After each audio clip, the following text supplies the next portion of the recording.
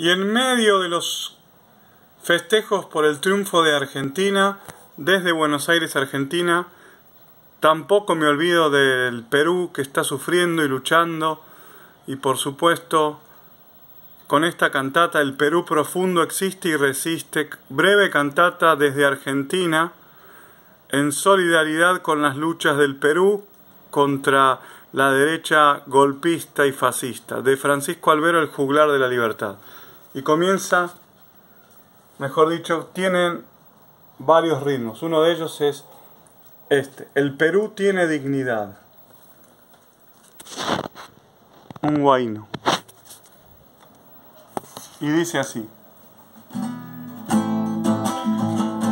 un huayno quiero cantar por la unidad popular, un huayno que abrace al pueblo y su dignidad.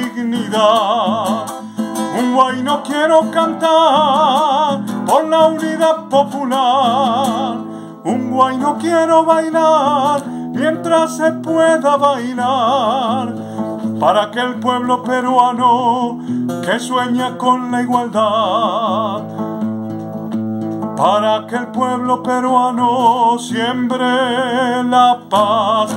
Quiero cantar un huayno de corazón, huayno de liberación que grita no a tanto odio y veneno.